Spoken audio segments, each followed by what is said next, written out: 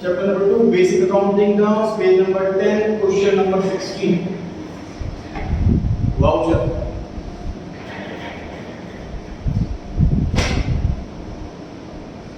ध्यान दीजिए, जो अकाउंटेंट का प्रोफेशन है, जो कोई भी प्रोफेशन होता है, डॉक्टर का होता है, इसमें क्या होता है कि हमें कोई भी काम करते टाइम सेफ्टी रखनी होती है। सेफ्टी इन द सेंस कि हम पर ब्लेम नहीं आना चाहिए।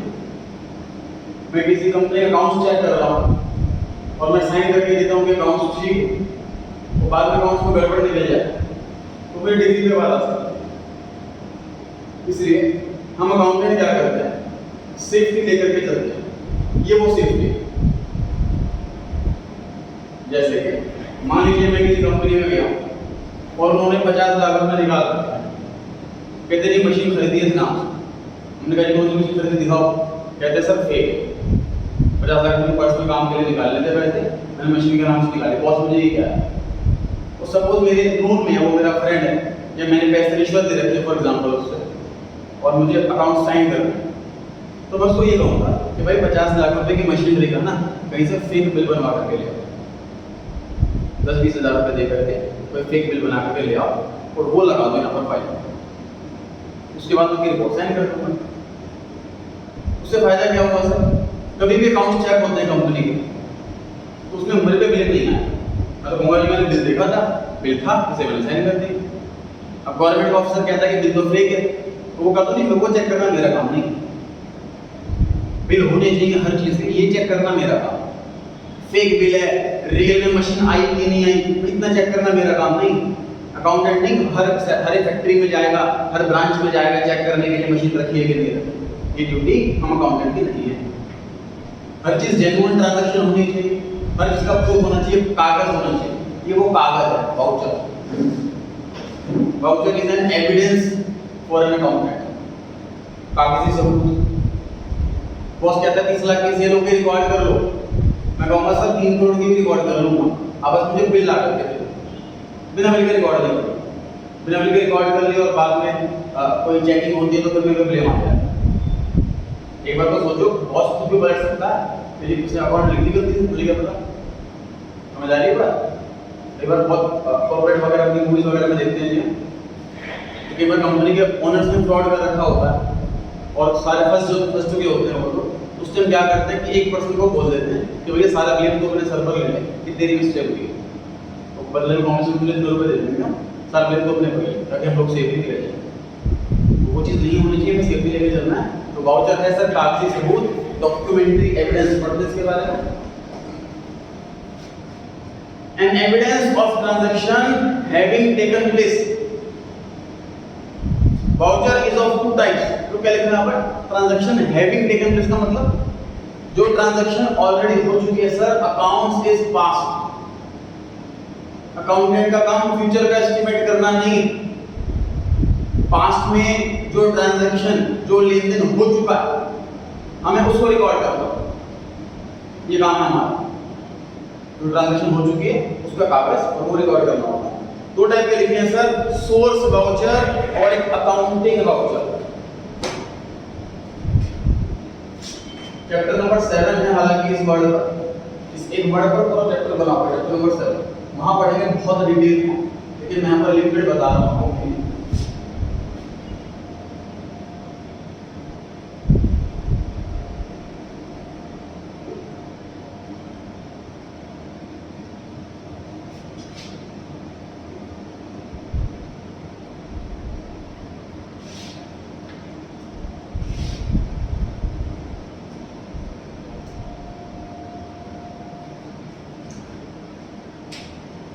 देखिए क्या है सर, जैसे बैंक में पैसे जमा करते हैं, उसकी एक स्लिप आती है, पिन स्लिप, उसके 2 हिस्से होते हैं, दोनों फिल करते हैं हम लोग। मान लीजिए 50,000 रुपये जमा करना है, दोनों पर्चियाँ मैंने भरी, 50,000 रुपये दे दिया अकाउंट में, वो दोनों पे स्टैम्प साइन लगाएगा, एक मुझे वापस कर देगा, अपने पास रखेगा। एक अकाउंटेंट अपने पास रखता है, क्योंकि इसने वो पता क्या होता है, हम सब कंप्यूटर के अंदर रिकॉर्ड करता है। कंप्यूटर कैसी चीज जो ना पता नहीं होता कि हमने भी करी क्या, हैंड राइटिंग होती नहीं है उसके अंदर, ठीक बात है। कल को अगर किसी और ने हमारे पीछे कर दिया कंप्यूटर में कोई और लेन देन, हमें कैसे पता लगा किसी और ने करा कि हमने करा? हैंडराइटिंग तो होती नहीं। इसलिए हर अकाउंटेंट, हम अकाउंटेंट क्या करते हैं, हर एक चीज कंप्यूटर में लिखने से पहले एक पर्ची बनाते हैं कि हमने कंप्यूटर के अंदर क्या अकाउंट लिखा, क्या डेबिट का क्रेडिट करा, किस अकाउंट को क्या करा, तो पर्ची में लिख लेते हैं, अपने पास रख लेते हैं, डेट वाइज रखते हैं। ये वो वाली पर्ची तो हमारी ये अपनी अंडरस्टैंडिंग के लिए ये मैंने वही लिखा था। और ये पर्ची वो है जो हमें दी जाती है, जिसके मशीन का बिल, ठीक है। तो ये पर्ची हमें दी जाती है, सोर्स वाउचर, और इसके बेस पर फिर हम काउंटिंग वाउचर करते हैं। मान लीजिए कि हमारे बॉस ने बोला कि मशीन खरीदी मैंने 3 लाख की, उसमें बिल लगा के दे, ये बिल लगा के दे। अब देखो पता क्या है, तो मैं बोल रहा हूँ बॉस ने बोला मशीन लगा के, प्रैक्टिकली ऐसे होगा, खाली तो बैठा नहीं हो कि मुझे आके बोलता रहेगा बार-बार कि ये करा वो करा। मैं तो क्या करूँ, मुझे मेरे डेस्क पर, मेरे टेबल पे सारे बिल दिखते आ जाएगा डेली या वीकली। बिल देख करके मुझे आइडिया लगाना कि मशीन खरीदी है, या बुक्स खरीदे हैं, या बुक्स बेचे हैं, या टेबल खरीदी है। उस पर्ची देख करके मुझे आइडिया लग जाएगा कि इस क्या लेन देन हुआ है। ये हमें दिया जाएगा, फिर इसके बेस पर मैं दिमाग लगाऊंगा कि मुझे कौन से खाते को क्या करना है, पर्ची बनाऊंगा अपने लिए, उसके बाद फिर कंप्यूटर में रिकॉर्ड करूंगा। फिर वो मेरी बात पढ़ते हैं। Source voucher, it is an evidence of a business transaction. इस ट्रांजैक्शन का सबूत है। Examples of voucher are cash memo, invoice or bill, receipt, receipt word में की साइलेंट होता है, debit oblique credit notes etc. इन पे चर्चा नहीं कर रहा हूं मैं, क्योंकि एक एक वर्ड पे पूरा पैराग्राफ है चैप्टर नंबर 7 में। चैप्टर 7 ही रिपीट हो जाएगा यहाँ पर, इसलिए अभी आप इस चैप्टर के लिए रख सकते हैं नाम को, डिटेल में चैप्टर 7 में डिस्कस करेंगे। Point number 2, accounting voucher. It is prepared from source, मुझे बताया था मैंने कि इस पर, इसके बेस पर ये बनाते हैं अकाउंट। ये मिल जाता है, उसमें पता लग जाता है कि परचेज हुआ है कि सेल हुआ है, उसके बेस पर हम ये बनाते हैं।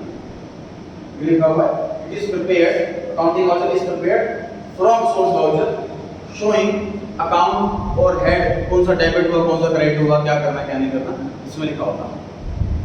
That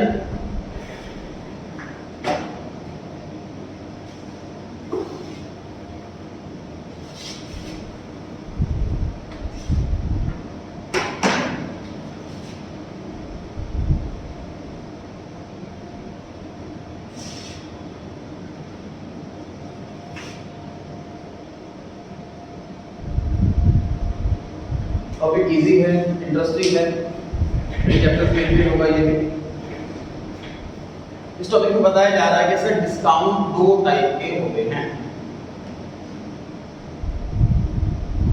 पहले की समझिए सर कि जो हमारा बिजनेस है होलसेलर का, मैन्युफैक्चरर का, वो 99% उधार पर,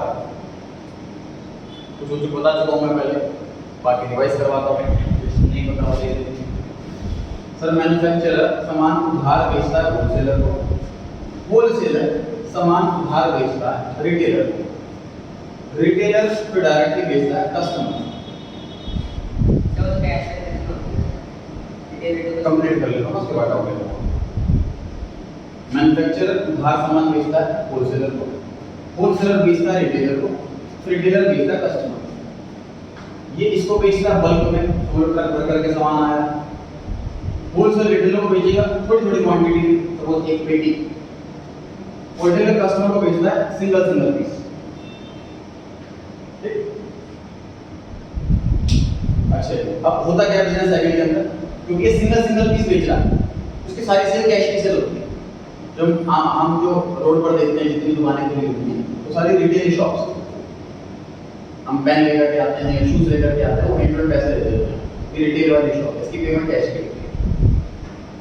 ये सामान उधार बेचता है इसको, ये सामान उधार बेचता है इसको, इसकी सेल, सिर्फ इसकी सेल कैश की होती है।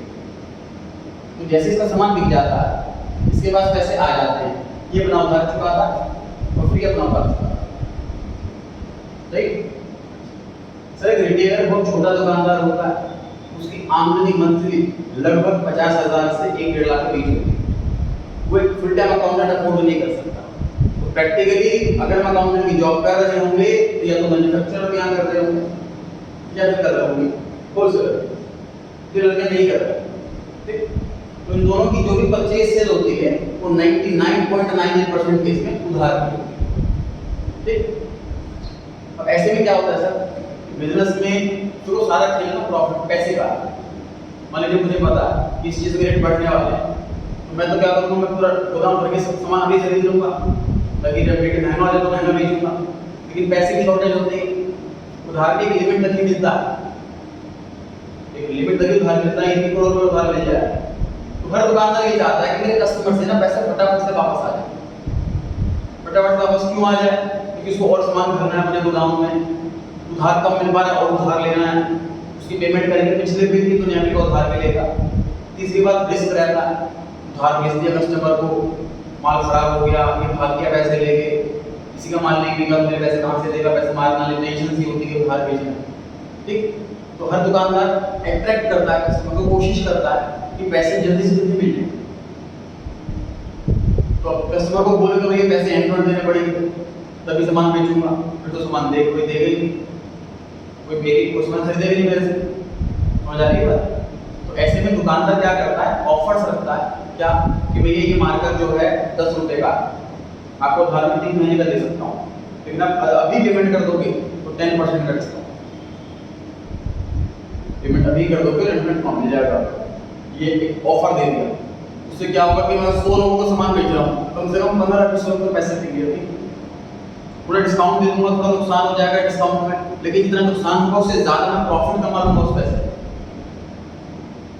ठीक है, तो मैंने सपोज डिस्काउंट दिया 10% का, उस पैसे में भी वो पैसा मैं और माल खरीद लूंगा जो सस्ता महंगा होने वाला है वो खरीद लेगा, ये फायदा हो गया। जो कस्टमर को डर लग रहा था कि पैसे मरना है तो मरने के चांस कम हो जाते हैं, पैसे जल्दी आ जाते हैं। ठीक बात है। ऐसे टाइप के डिस्काउंट को कैश डिस्काउंट कहते हैं। ये डिस्काउंट क्यों दिया जाता है सर?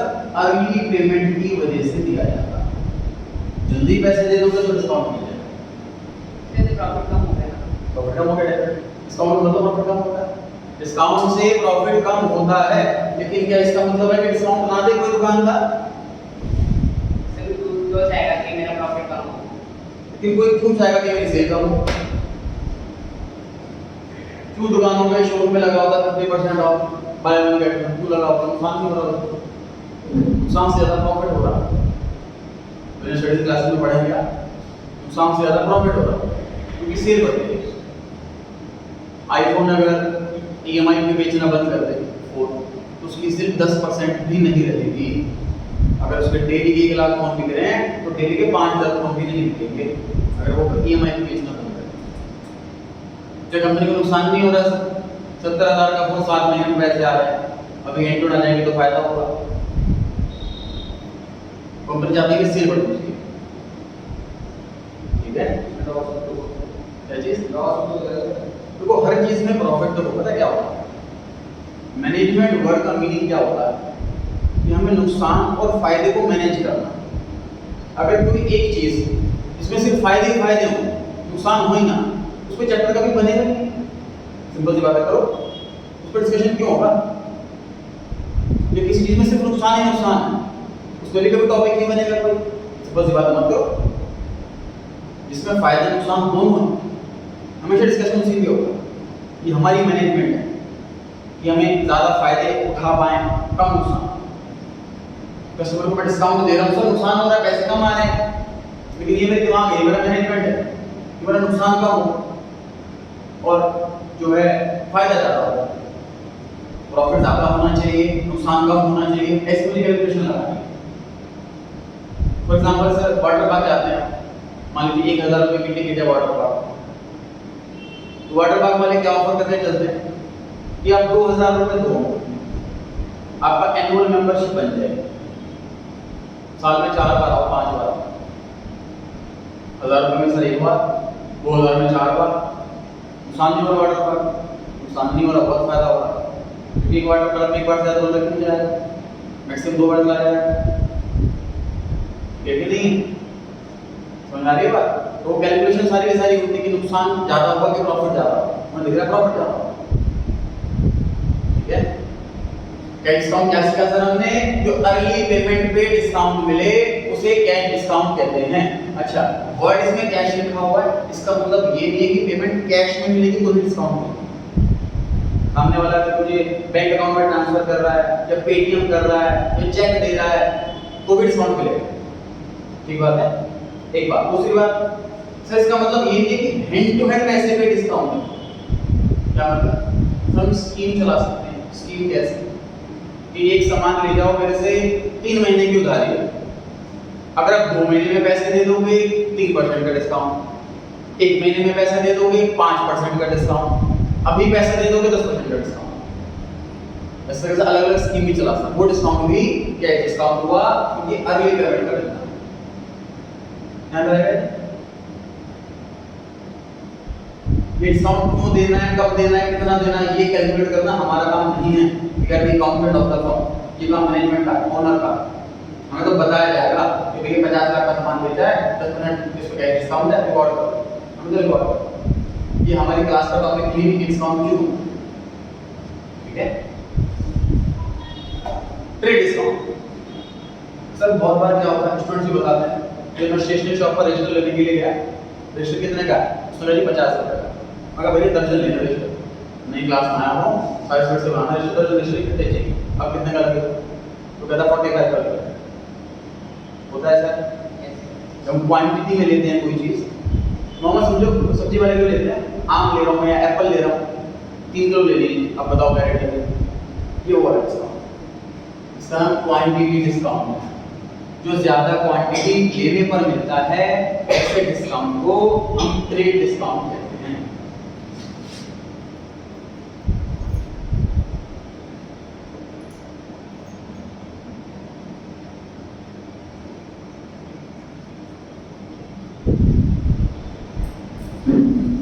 दूसरा डिस्काउंट होता है कि होते हैं क्वांटिटी डिस्काउंट और cash discount. Sir trade discount तो ऑलमोस्ट हर जगह होता है, ऑलमोस्ट।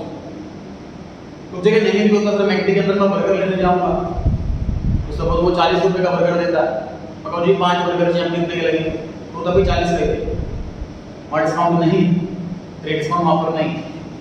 मैं कहूँ जी पैसे हैंड टू हैंड में कितना डिस्काउंट लगेगा, वहाँ पर कैश डिस्काउंट मिलेगा क्योंकि वो रिटेल शॉप का कितना रेट कैश नहीं है। आप जैसे रेशनल पेन खरीदते हो रिटेलर से, उसका आप में पैसे हैंड टू हैंड दे रहा हूँ, बताओ कितना डिस्काउंट, सिर्फ सारी कैश की होती है, वो कैश डिस्काउंट रखते ही नहीं। समझ में आ रही है बात? तो कैश डिस्काउंट है वो, इसलिए देखो हम लोग बहुत कम अवेयर है इस वाले डिस्काउंट से, क्योंकि हमें एक बात समझ रही है कि हाँ सभी को हमें पता है, क्योंकि हर दुकानदार देता है ऑलमोस्ट, ये हर दुकानदार नहीं देता, क्योंकि हम as a consumer, as a customer, हमारा जो पाला पड़ा है वो सिर्फ रिटेलर से ही पड़ा, रिटेलर की सेल ऑलरेडी कैश वाली होती है, इसलिए वो कैश डिस्काउंट रखता ही नहीं। इनकी उधार की सेल होती है मैन्युफैक्चरर और होलसेलर की, इन लोगों से हमारा व्यापार पड़ा है, कभी हम ना गए मैन्युफैक्चरर के पास ना गए होलसेलर के पास, इसलिए मैं आइडिया नहीं है। ठीक है, तो मैन्युफैक्चरर और होलसेलर देते हैं sir cash discount early payment पर, ये पैसे जल्दी देने पर मिलता है। पेमेंट का मोड कोई भी हो सकता है, कैश डिस्काउंट बढ़ कर ये ना सोचे कि पेमेंट कैश में ही होगी, तो पता है कैश में लिखा हुआ है, मतलब एक जो मार्केट में जो ट्रेंड चलता है, जो वर्ड्स चलते हैं जबान पर, वो दो ही वर्ड चलते हैं, उधार या कैश। जैसे मान लीजिए कोई मैं मैन्युफैक्चरर होलसेलर आया, ये जी ट्रक भर के वाला माल भिजवा दो, तो ओनली पेमेंट कैसे करते हो, कैश या क्रेडिट, ऐसे कुछ मान मैं मतलब मेरा मतलब ये हो, कैश का मतलब वो हैंड टू हैंड पैसे दे रहा है, और क्रेडिट का मतलब बात कर दे रहा है। कैश का मतलब वो पेमेंट हैंड टू हैंड दे रहा है, पेमेंट वो चेक से करे या कैश से करे वो अलग बात है। ठीक बात है, फील करते हैं एक बार। क्वेश्चन नंबर 17, ट्रेड डिस्काउंट किसे कहते हैं? रिडक्शन। रिडक्शन मतलब डिडक्शन, घटाना, सब्ट्रैक्ट करना। Reduction allowed in the value of goods, को जो गुड्स बेचे हैं उसमें अलाउ करते, रिडक्शन घटा दिया उसमें से आगे। Trade discount is the reduction in prices by the seller to the purchaser. Discount obviously seller देगा, बायर तो डिस्काउंट देगा नहीं, डिस्काउंट तो सेलर ही देगा। To the purchaser of goods when they buy goods of certain quantity or value। Sir showroom में लिखा होता है, मॉल में लिखा होता है, 2 शर्ट लेने पे इतना डिस्काउंट, ये जियो की सेल लगती है, 5000 की शॉपिंग पे इतना ऑफ, 10000 की शॉपिंग पे इतना ऑफ, ये ट्रेड डिस्काउंट है। रेट लिस्ट लगा देते हैं, इतनी क्वांटिटी में इतना discount. Sales are recorded at net value, sale को रिकॉर्ड करता है नेट वैल्यू पर। मतलब सिंपल सी बात सर कि अगर मैं 100 रुपए की, जैसे मैंने मान लिया 10 रुपए का रखा हुआ है रेट, सामने कस्टमर को बोला हुआ 10% डिस्काउंट मिल जाएगा और तुम्हें ट्रक भर के ले लो, मैं तुम्हारा ट्रक भर के ले लो, तो मैं अपने यहाँ सेल 9 रुपए लिखूंगा। मतलब मैं ऐसे लिखूंगा 10 रुपए की सेल, 1 रुपए का डिस्काउंट, मैं 9 रुपए पे ही लिखूंगा। ये बताया जा रहा है sales are recorded at net value. हां जी, ये मार्केटिंग के लिए नेट वैल्यू का मतलब क्या हुआ सर? इसके बेसिकली होता क्या है सर कि ट्रेड डिस्काउंट रियल में होता ही नहीं है, हम अपना मार्जिन निकालते हैं। जैसे सर रजिस्टर मान लीजिए दुकान पर स्टेशनरी शॉप पर 40 रुपए का परचेज करा और 50 का सेल करा, तो 10 रुपए का प्रॉफिट होगा एक कस्टमर से। कस्टमर आया रजिस्टर पे 10 रुपए कमाओ। अब कस्टमर आया कि मुझे 10 रजिस्टर इकट्ठे लेने हैं और मुझे डिस्काउंट करो, तो मैं कहता हूँ ठीक है बेटा आपके लिए 45 का रेट लग जाएगा, तो मैंने 45 का दे दिया। अब मैंने कितने कमाए? 5 रुपए कमाए हैं पर पीस, और 10 पीस बेचे 50 रुपए कमा लिए। तो एक कस्टमर से पहले 10 रुपए कमा रहा था, अब एक कस्टमर से 50 रुपए कमा रहा है, कमाई तो मेरी हुई गई। देखा जाए डिस्काउंट कुछ है नहीं, बस मेरी इनकम जो है वो कम ज़्यादा नहीं है, कम हो गई पर यूनिट, इनको तो बढ़ी थी। क्वेश्चन ये समझाना चाह रहा है आपको, इस वाले क्वेश्चन में ऐसे मत लिखो कि 50 रुपए की सेल और 5 रुपए का डिस्काउंट, ऐसे लिखो कि 45 रुपए की सेल। इसी समझाना चाह रहा है, ठीक है सर। फिर भी सेल होती है तो फिर भी लिखिए जो सेलिंग प्राइस एक्चुअल बोली आफ्टर डिस्काउंट। सर चाहे वो प्रोडक्ट सेम ही बनाओ, सेम हो चला वो कोई भी सर। एक रिटेलर ने एक कॉपी बेची, एक बच्चे को 20 की, दूसरे बच्चे को 45 की। हां जब 50 की बेची तो 50 में रिकॉर्ड करना उसको, जब अगले बच्चे को 40 मिली तो 45 में रिकॉर्ड करना उसको। Similarly, purchases are recorded by the purchaser at net value। मतलब जो स्टूडेंट है वो भी अपना रजिस्टर 45 में रिकॉर्ड करे, 45 में रजिस्टर लेकर जाना, ठीक है। Reading question, this cash discount किसे कहते हैं? Reduction in the amount payable or receivable due to timely payment। Time से पैसे दे देंगे तो रिडक्शन मिल जाएगी, घट जाएगा amount. Cash discount is a discount allowed for timely payment of payment. Time पर पैसे दे दोगे, टाइम कितना होगा वो मेंशन किया जाएगा सेलर के द्वारा। It is an expense for the party allowing the discount, जो डिस्काउंट दे रहा है उसके लिए एक्सपेंस है ऑफ कोर्स, और income for the party receiving cash, और जिसको डिस्काउंट मिल रहा है उसके लिए income. It is recorded in the books of account of both purchaser and seller. Discount जो मिल रहा है तो उसमें होता क्या है? तो इस वाले केस में तो हिंडवर्ड सेटलमेंट हुई, ये 50 कर से 45 में दे रहा हूं तो 45 में ही रिकॉर्ड करूंगा। बायर भी 45 है, मेरा खर्चा हो गया, सेलर भी 45 में सेल हो गया। लेकिन कैश डिस्काउंट में क्या होगा कि मान लीजिए मैंने किसी को 1 लाख का सामान बेचा और उसे कहा कि अगर तू दे जाएगा पैसे एक हफ्ते के अंदर अंदर तो 3% का डिस्काउंट 3000 रुपये का हो जाएगा। तो अभी तो बिल 1 लाख का बनेगा, अभी सेल 1 लाख से रिकॉर्ड होगी, क्योंकि 7 डेज के अंदर शायद वो पैसे ना दे पाए, शायद पैसा दे दे तो बिल 1 लाख का ही बनेगा। उसके बाद जब वो पैसे दे जाएगा तो 97,000 देके जाएगा, तब मैं लिखूंगा कि 1 लाख की सेल हुई थी, 3000 रुपये का डिस्काउंट दिया मैंने, खर्चा हो गया और 97 पैसा मिल गया। समझ आ रही है बात? तो डिस्काउंट, कैश डिस्काउंट वाला डिस्काउंट तो रिकॉर्ड किया जाता है क्योंकि बाद में पता लगता है, ठीक है। और ये वाला डिस्काउंट कहीं रिकॉर्ड ही नहीं करते क्योंकि सीधा घटे हुए अमाउंट से रिकॉर्ड करते हैं। सिंपल सी बात सर, एप्पल आपको बोले 110 रुपए किलो है, आपने कहा 2 किलो लेने, तो 200 रुपए का लग जाएगा, तो आप घर पे आकर भैया 200 रुपए के 2 किलो एप्पल आया, ये सिंपल बात रहेगी। यदि 220 के हैं 10% डिस्काउंट है तो कौन ऐसा कुछ नहीं, ठीक है। तो ट्रेड डिस्काउंट में डिस्काउंट रिकॉर्ड नहीं करते, तो ये अमाउंट सीधा नेट वैल्यू में रिकॉर्ड करते हैं क्योंकि डिस्काउंट का एंड टू एंड पता है। ये वाला डिस्काउंट बाद में रिकॉर्ड किया जाता है जब डिस्काउंट का पता लगता है, क्योंकि डिस्काउंट हमें पता भी नहीं कि होगा भी कि नहीं होगा। तो हमें सामने वाले को ऑफर दे दिया कि पैसे दे जाएगा भाई हफ्ते के अंदर तो डिस्काउंट मिल जाएगा, और उसके बाद पैसे का पेमेंट हो गया तो वो दे जाएगा, नहीं होगा नहीं देगा। समझ आ रही है? सर मैं दे गया 97,000 सर तो 1 लाख पर ट्रांजैक्शन कट कर देंगे। नहीं, बिल अलग कॉन्सेप्ट है। बिल तो 1 लाख का ही रहेगा, बिल 1 लाख का ही रहेगा, पैसा एग्जाम देंगे और उसमें हम जब पैसे लेंगे तो रिसीट देते हैं उनको सामने वाले को, उसमें मेंशन कर देते हैं कि बैलेंस दे दोगे आप। सर मतलब रिकॉर्ड क्या करेंगे 97,000 रिकॉर्ड करके 1 लाख की रिकॉर्ड। जब हम 1 लाख सामान मान लीजिए 5 तारीख को मैंने सामान भेजा कि आपका 1 लाख का बिल बन जाएगा। सामने वाला 10 तारीख को आता है पैसे देने के लिए, तो 10 तारीख को जब वो पैसे देगा तो एक अलग पर्ची आती है रिसीट के नाम से, वो पर्ची दूंगा मैं उसको, उसमें लिखूंगा कि 1 लाख का total amount less in a discount net amount received 97,000, वो पर्ची मैं उसको दे दूंगा। क्लियर हो गई बात? जब मैंने सी अकाउंट स्टार्ट किया था तो करीब 1.5 साल के बाद एक क्लाइंट आए थे मेरे पास, उनका अकाउंट मैं दीदी बना रहा, उनका बिजनेस जब मैंने देखा, उनकी जो मैंने परचेज सेल देखी, उनसे जब मैंने बातें करी तो मैंने रियल में समझा कि क्या डिस्काउंट कैसे क्या है। देखिए करते क्या, कैलकुलेटर आता है सिटीजन कंपनी का, वो कैलकुलेटर की दुकान है उनकी, वो क्या करते हैं, वो कंपनी से खरीदते हैं कैलकुलेटर 200 रुपए का, एग्जाम्पल के 100 रुपए का समझने के लिए 100 रुपए कैलकुलेटर खरीदते तो कंपनी से, कंपनी कहती है कि 2 महीने की उधारी है, 2 महीने बाद पैसे 2 महीने में पैसे दे जाओ, उसके बाद लेट नहीं करना। कंपनी ये भी कह रही है कि अगर आप 1 महीने के अंदर अंदर दे जाओगे पैसा तो आपको 3% का कैश डिस्काउंट मिल जाएगा। इसी टर्म्स कंडीशन है, टोटल है 2 महीने की, विद इन 1 मंथ जाता है 3% का डिस्काउंट।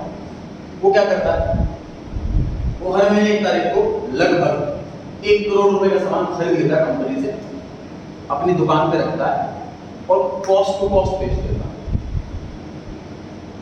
मतलब कैलकुलेटर को 100 रुपए खरीद के ला रहा है और 100 रुपए में बेच देता, उसके पास ग्राहकों की लंबी लाइन, क्योंकि इतना सस्ता कहीं नहीं मिलेगा। वो डायरेक्ट कंपनी से खरीद रहा है, कॉस्ट टू कॉस्ट बेच रहा है, मतलब बाकी दुकानदार थोड़ा प्रॉफिट ऐड करके बेचता है हमेशा, दुकानदार वो कोई प्रॉफिट ऐड ही नहीं करता, वो कॉस्ट टू कॉस्ट वो बिल दिखाता है कंपनी का, ऐसा दे देख लो बिल 100 रुपए खरीदा हुआ मैंने, इससे कम में मुझे बता रहा हूं कोई बेच नहीं पाएगा इससे कम, लेकिन वो बेचता कैश है। उसकी कंडीशन है सारे ग्राहकों को भैया पैसे रखो टेबल पे तो सामान मिलेगा, उसका 1 करोड़ रुपए का सामान 1 महीने के अंदर अंदर बिक जाता है, उसके हाथ में 1 करोड़ रुपए आता है, 3 लाख रुपए अपनी पॉकेट में रखता और 97 लाख कंपनी को वापस दिया, 3 लाख रुपए कमा लिए, उसका प्रॉफिट सिर्फ कैश डिस्काउंट, जो ये बिक्री होगी ये बिजनेस कर रही सर लॉस हो गया तो 3 लाख का प्रॉफिट हुआ, लॉस सर पहले कि कैलकुलेटर आए अब 97,000 के आएंगे तो आप समझा नहीं। कैलकुलेटर में 1 करोड़ रुपए लेकर के आया, 1 करोड़ रुपए के कैलकुलेटर लेकर के आया, वो सारे मैंने बेच दिए और कंपनी को दिए 97 लाख, 3% डिस्काउंट था क्योंकि 3 लाख रुपए बच गए, 3 लाख रुपए बच गए, क्या डिस्काउंट से ही अर्निंग कर रहा है, ऐसा भी देखो बिजनेस की ट्रिक होती है। क्लियर हो गई बात? चलिए बढ़ते हैं आगे। कुछ वर्ड्स रह गए थे सर हमारे,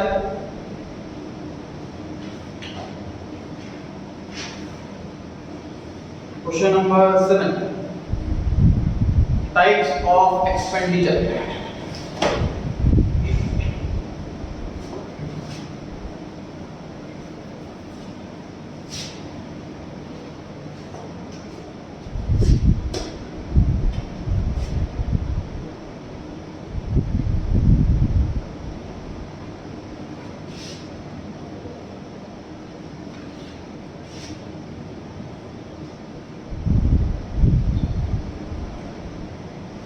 सर एक वर्ड के कई मीनिंग भी होते हैं, एक वर्ड के कई बार बहुत मीनिंग होते हैं।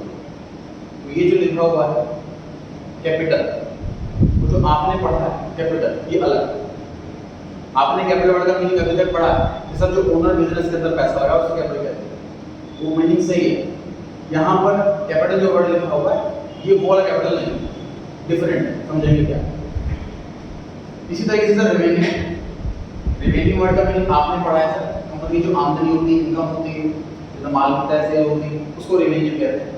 वो रेवेन्यू सही पढ़ा है आपने, लेकिन ये रेवेन्यू उस रेवेन्यू से अलग है। ठीक है जी, माइंड में स्टडी कर लें कि इस कैपिटल को उस कैपिटल से लिंक ना करें, इस रेवेन्यू को उस रेवेन्यू से लिंक ना करें। सर एक्सपेंडिचर का मतलब खर्चा हो रहा है, पैसे जा रहे हैं। कैपिटल एक्सपेंडिचर मतलब एसेट, रेवेन्यू एक्सपेंडिचर मतलब एक्सपेंस।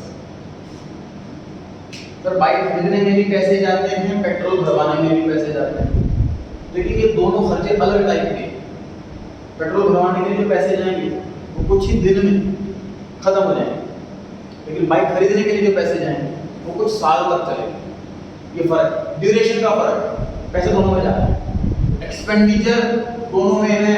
कैपिटल एक्सपेंडिचर मतलब एसेट वाला एक्सपेंडिचर जो लंबे समय तक चलेगा। रेवेन्यू एक्सपेंडिचर मतलब छोटे टाइम वाला एक्सपेंडिचर, मतलब नॉर्मल एक्सपेंस, शॉर्ट टाइम तक चलेगा, शॉर्ट टर्म। ठीक है, कैपिटल एक्सपेंडिचर जब भी पढ़ो आप एग्जाम में, टेस्ट में, कैपिटल एक्सपेंडिचर मतलब आपके माइंड में क्लिक करना चाहिए एसेट। ये ऐसा एक्सपेंस जो लॉन्ग टर्म तक चलता है। जब एग्जाम में पढ़ो रेवेन्यू एक्सपेंडिचर ऐसे, तो आपके माइंड में क्लिक करती है ना नॉर्मल एक्सपेंस है, तो सैलरी पे करना है, टैक्स बिल पे करना है। अगर आपको सिर्फ कैपिटल वर्ड दिखे अकेला, तो वो ओनर वाली कैपिटल, जो ओनर बिजनेस में बता रहा।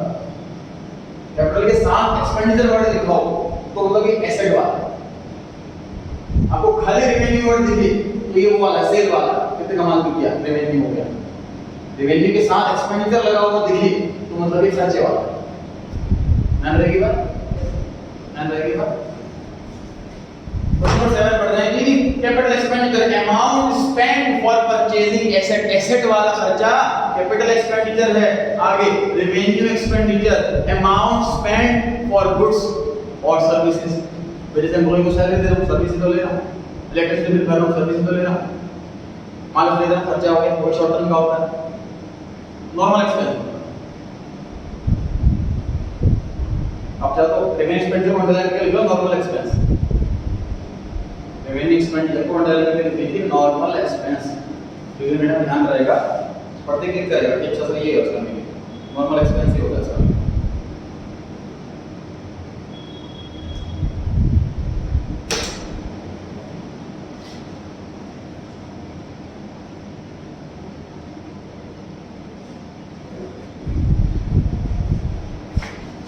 अगला वर्ड जो बता रहा हूँ थोड़ा सा कॉम्प्लिकेटेड है बट इम्पोर्टेंट है, कोशिश करेंगे समझने की।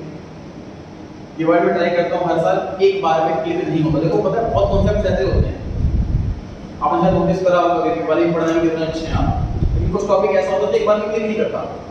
समझा दी समझ में नहीं आया, फिर जाके रिवाइज करा, वो थोड़ा पैटर्न तब तक समझ में आया कि अच्छा ऐसे होगा, तो मैथ क्वेश्चन में ऐसा होगा। कुछ कॉन्सेप्ट ऐसे जो एक बार में क्लियर नहीं करते तो आपकी कमी नहीं, वो टॉपिक ही ऐसा है।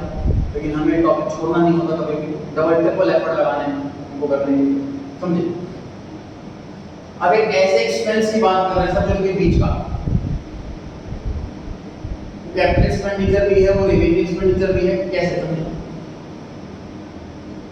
अभी कुछ टाइम पहले मैं कोई न्यूज़ चैनल देख रहा था, उसमें विराट कोहली को किसी ब्रांड का एम्बेसडर बना दिया गया, एग्रीमेंट करा है 3 साल का, उसके बदले में उसको 150 करोड़ 3 साल तक, वो जितनी भी शूटिंग वगैरह होगी वो साथ में जाकर के करेगा 3 साल तक, हर जगह उसके पोस्टर लगेंगे, टीम ऐड आएंगे वगैरह वगैरह, उसको 150 करोड़ रुपए दे देंगे, कोई नया प्रोडक्ट लॉन्च करा के समझ।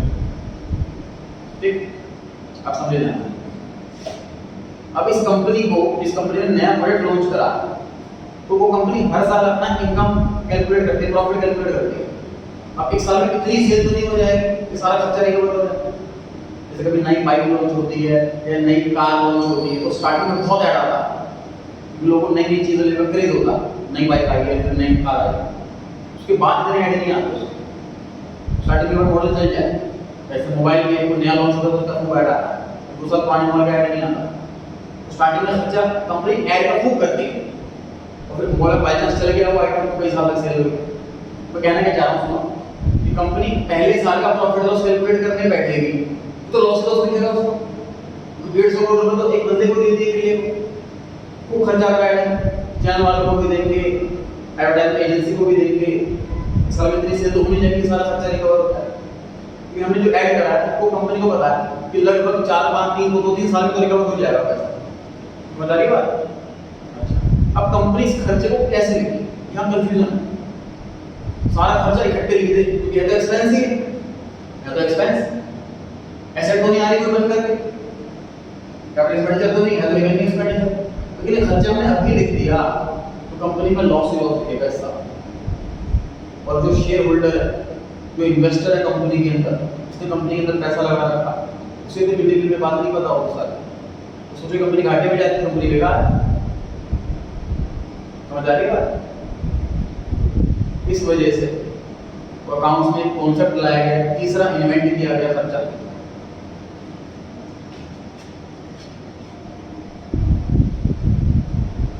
जो रिवेन्यू एक्सपेंडिचर है हमने इसको डेफर कर दिया। डेफर वर्ड का मीनिंग क्या होता है सर? पोस्टपोन। किसी कैटेगरी डेफर्ड रेवेन्यू एक्सपेंडिचर, समझिए जी क्या मतलब है इसका? इसका मतलब ये है कि कंपनी वाले, हम अकाउंटेंट क्या करते हैं, कंपनी वाले से पूछते हैं टोटल खर्चा कितना करा एडवर्टाइजमेंट पे, वो कहते हैं कि टोटल खर्चा 300 करोड़ रुपए का करा। हम पूछेंगे आपके हिसाब से कितने सालों में वसूल हो जाएगा खर्चा, वो कहते हैं कि लगभग 3 साल में पैसा वसूल हो जाएगा, 3 साल में इतने माल बिक जाएगा। तो हम हर साल 100 करोड़ रुपए खर्चा डालेंगे, मतलब हमने 300 करोड़ रुपए आज ही पैसे दे दिए एडवर्टाइजमेंट एजेंसी को, विराट कोहली को, सबको, लेकिन हम इस साल खर्चे में सिर्फ 100 करोड़ रुपए लिखेंगे, फिर नेक्स्ट ईयर खर्चे में 100 करोड़ लिखेंगे, फिर नेक्स्ट ईयर खर्चे में 100 करोड़ लिखेंगे, फिर नेक्स्ट ईयर नहीं अपडेट कर दो बात, एक मिनट होगा मतलब 100 करोड़ रुपए हम 3 बार में लिख देंगे। तो फायदा क्या हुआ इससे? फायदा ये हुआ भाई कि पहले ही साल अगर 300 करोड़ लिख देते तो इतना बड़ा लॉस दिखता, इन्वेस्टर भाग जाते, बैंक बोलता अपना लोन रखा भाई तो लॉस कर रहे, वापस करो हमारा पैसा, बहुत दिक्कत आता। इसलिए हम 300 करोड़ को 300 करोड़ में बांट दिया। इसको सर कैपिटल एक्सपेंडिचर क्यों नहीं बोल रहे? क्योंकि एसेट नहीं आ रही। रिवेन्यू एक्सपेंडिचर क्यों नहीं बोल रहे? क्योंकि नॉर्मल एक्सपेंस नहीं। रेवेन्यू एक्सपेंडिचर का ही पोर्शन एक एसेट, एक अजीब सा रेवेन्यू एक्सपेंडिचर है जिसे हमें मजबूरन डेफर करना पड़ता है, पोस्टपोन करना पड़ता है। तो 300 करोड़ में से हमने 100 करोड़ खर्चा इस बार मान लिया, 200 करोड़ डेफर कर दिए, फिर 200 में से 100 खर्चा फिर मान लेंगे, फिर 100 डेफर कर देंगे, थर्ड ईयर में 100 खर्चा मान लेंगे, फिर डेफर करके कुछ नहीं हो जाता। समझ आ रही है बात? समझ आ रही है बात? आगे कंप्लीटली बात।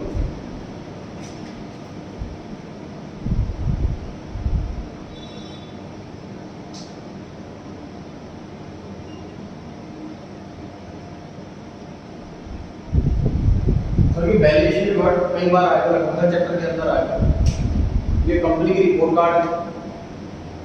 बैलेंस शीट का मतलब अ शीट ऑफ बैलेंसेस, जिस अकाउंट का बैलेंस बच जाता है हम उसे एक शीट पर लिख देते हैं जिसका नाम बैलेंस शीट है। सारे जब खत्म होता है इसमें लिखी जाती है चीजें। इसमें क्या क्या लिखी जाती है? इसमें एसेट्स लिखी जाती है, इसमें लायबिलिटीज लिखी जाती है, इसमें कैपिटल लिखी जाती है, इसमें रेवेन्यू और एक्सपेंस नहीं लिखते। देखिए जब आप 9th क्लास में पास हो गए और 10th में आ गए तो 9th की रिपोर्ट कार्ड में भैया 9th पास ये लिखा हुआ है, ये आपकी पोजीशन है। अब 10th में आ गए तो आप फिर से यूटी 0 से स्टार्ट, बुक्स रजिस्टर 0 से स्टार्ट, आपकी पोजीशन है कि 9th पास। तो आपकी जो ड्यूरिंग ईयर वाली चीजें होती हैं, टेस्ट यूटी, वो रिपीट नहीं होती, वो कैरी फॉरवर्ड नहीं होती अगले साल। इसी तरीके से कंपनी में भी जो खर्चे और आमदनी होती है वो हर साल की फ्रेश कैलकुलेट की जाती है। मतलब मैं अप्रैल में कैलकुलेट कर रहा हूँ सैलरी नंबर खर्चा, तो मैं 1 अप्रैल से ही कैलकुलेट करूंगा, पिछले साल की नहीं लूंगा। समझ आ रही है बात? इसीलिए अगले साल जब जाती हैं अकाउंट्स यहाँ से नेक्स्ट ईयर में तो सिर्फ एसेट लायबिलिटी कैपिटल दी जाती है। जो समझिए बैलेंस शीट एक बस है, इस बस में बैठ करके इस साल खत्म होगा तो जो अकाउंट के अंदर बैलेंस बच गया वो इस बस के अंदर बैठेंगे और अगले साल चलेंगे, नेक्स्ट ईयर में पहुंच जाएंगे।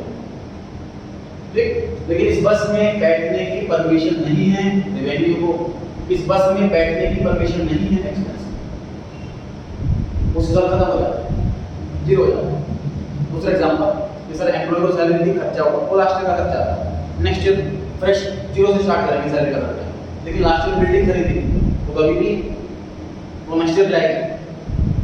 इनकी लास्ट ईयर बिल्डिंग थी, उसको रिकॉर्डिंग मत करो, तो बिल्डिंग में भी हमारे पास समझ आ रही है। तो एसेट लायबिलिटी कैपिटल पिछले साल से नेक्स्ट ईयर में जाती हैं, ठीक है, पिछले साल से नेक्स्ट ईयर में जाती हैं। ये बैलेंस शीट की बस फिर हो गई बात, इसमें रेवेन्यू और एक्सपेंस नहीं बैठती, फिर हो गई बात। अच्छा, अभी मैंने आपको बताई थी एक बात कि सर 300 करोड़ में से मैं 100 करोड़ का खर्चा अभी मान लूंगा और बाकी 200 करोड़ रुपए अगले साल लेकर के जाऊंगा, बोला था। लेकिन अगले साल जाने के लिए एक ही बस है, इसका नाम बैलेंस शीट है। इस बैलेंस शीट में रेवेन्यू एक्सपेंस को बिठाने के लिए कोई जगह ही नहीं। 3 आइटम आती है एसेट लायबिलिटी कैपिटल, इसलिए इस एक्सपेंस को हमें एसेट बना करके लेके जाना पड़ेगा।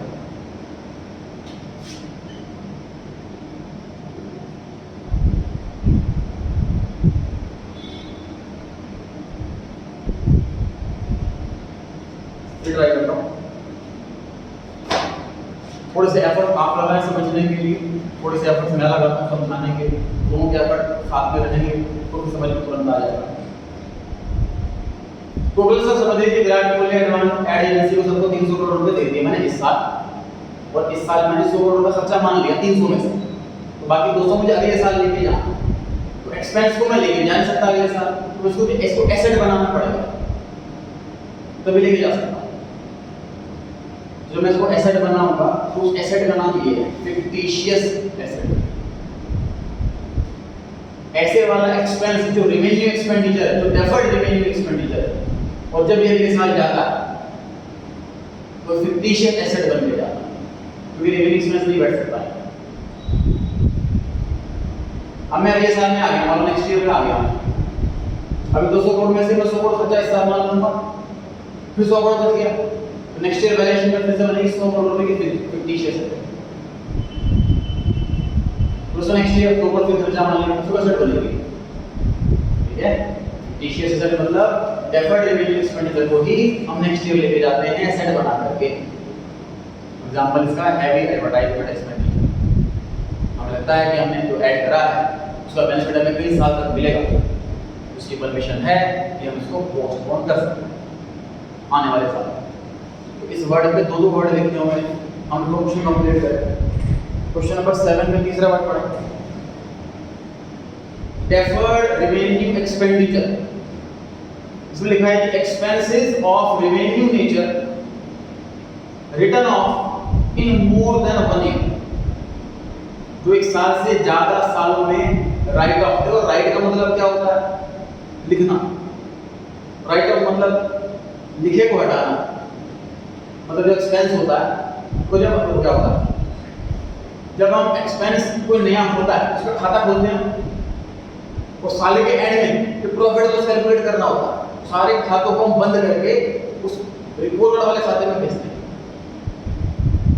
जब भी हम मान लीजिए कंपनी के तब 50 लाख के खर्चे, एम्प्लॉय की सैलरी, इलेक्ट्रिसिटी का बिल, किराया भाड़ा, ऐसे करके 50 लाख के एक्सपेंस है, सबका नया अकाउंट खुलेगा। जब साल का एंड आएगा, प्रॉफिट लॉस कैलकुलेट करने का टाइम आएगा, तो सारे खातों को क्लोज करेंगे, उसको ट्रांसफर करेंगे एक पर्चे में, इसमें प्रॉफिट लॉस कैलकुलेट करेंगे। उसको ले लिया राइट ऑफ करना, मतलब उसे हटाना, वो अकाउंट खत्म करना, क्लोज करना।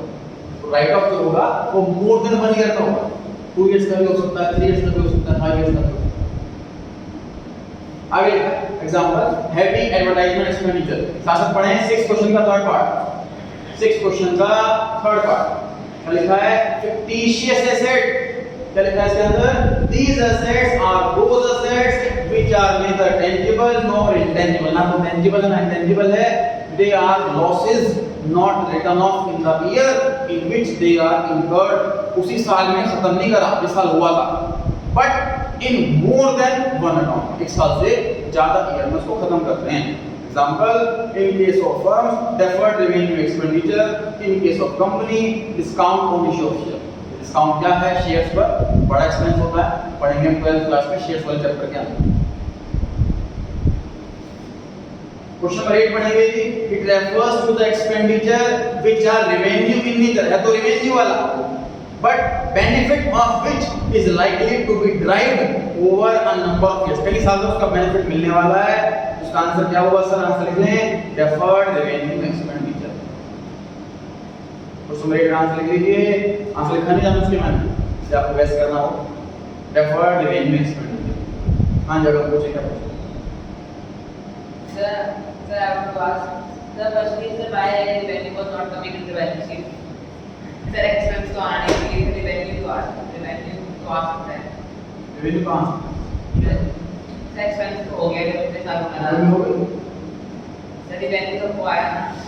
कोई पूछे मुझसे पूछे कि मैं आपकी सेल कितनी, तो मैं 500 अरब की सेल, जो इतनी सेल कैसे होगी? तो मुझे 8 साल की घंटी बता रहा, ऐसा होना चलेगा? अगर सेल बताऊँ तो साल की तो बताऊँ ना, तो रेवेन्यू छोड़ना एक पकड़ होता है अगले साल, इनकम भी करना एक्सपेंस भी करना, अगले साल से fresh income start, fresh expense start, ठीक है? सर हम जब टैक्स करते हैं तो रेवेन्यू एक्सपेंडिचर करते हैं सर, तो अगर हमारा प्रोडक्ट नहीं चला तो हमारे पैसे पूरे ना हुए। हाँ, उनका कट डाउन ये है कि सर मान लें आपने ये सोचा कि आपका प्रोडक्ट 4-5 साल चलेगा और आपने खर्चा 3 साल का पार्ट होगा, लेकिन सपोज नेक्स्ट ईयर में प्रोडक्ट बिक गया, जैसे कि ओला की इलेक्ट्रिक स्कूटी है, उसकी कंप्लेन आ रही है कि उसमें आग लग गई, उसकी प्रोडक्शन कंपनी ने क्लोज कर दी, फिर से रिसर्च चल रही है कि ऐसा क्यों हुआ, तो जो ऐड वगैरह खर्चा किया था ये मान लीजिए कई साल चलेगी बात, तो प्रोडक्शन रुक गई, तो ऐसे में क्या करना चाहिए सर? ऐसे में सारा खर्चा अभी मान लो, फॉर एग्जांपल फर्स्ट ईयर में खर्चा मान लिया 300 में से 100, नेक्स्ट ईयर जैसे आया मुझे पता लगा प्रोडक्ट पेट पिट गया मेरा, नहीं बिक पानी से, तो नेक्स्ट ईयर में 200 पूरा खर्चा मान लो, उसको एक साल लेके नहीं जाओ। ऐसे केस में ऐसा होता है, ये पढ़ते हैं केस स्टडीज में सीए की क्लासेस के अंदर कि हमने डेफर्ड माना था इतने साल, बट आगे जाके ऐसा केस हो गया है, तो ऐसे केस में कैसे ट्रीट करोगे उसको, ठीक है? और कुछ सर एक ये फिक्स एक्सपेंस की वजह से कोई इंटेंजिबल होनी चाहिए ना। नहीं देखो पता है एक्सपेंस के लिए ना इंटेंजिबल वर्ड में बोलते हैं, इंटेंजिबल सॉफ्टवेयर इंटेंजिबल, इसको देखने से छूट सकते हैं कि वो कोई चीज है ना, कुछ ऐसी नहीं वो चीज ही नहीं है, मतलब जैसे सैलरी, असल में वो सैलरी को इंटेंजिबल है, उसके लिए वर्ड इस्तेमाल ही नहीं करेंगे इंटेंजिबल इंटेंजिबल, एक्सपेंस है वो तो, ठीक है? तो पेटेंट मेरी एक एसेट है, 5 करोड़ रुपए का पेटेंट खरीदे मेरी एसेट है, बट उस एसेट को छू नहीं सकता, इसलिए मैं उसको बोल सकता हूँ कि सर इंटेंजिबल एसेट है मेरी, ठीक है? रेवेन्यू एक्सपेंस वाले आइटम को हम बोलते नहीं हैं इंटेंजिबल इंटेंजिबल। और कुछ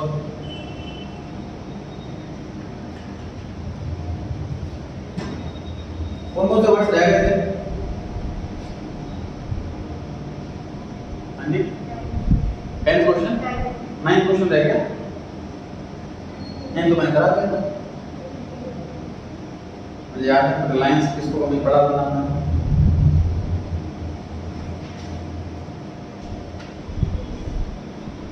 सारे लोग मेरे पढ़े?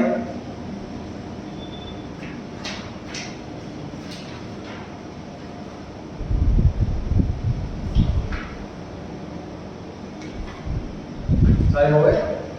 तो ये देखना करते हैं, नेक्स्ट क्लास में इसके MCQ true falls in the blanks करेंगे और फिर नेक्स्ट क्लास में इसका टेस्ट होगा, और ये रिवाइज करके ना आज देखना।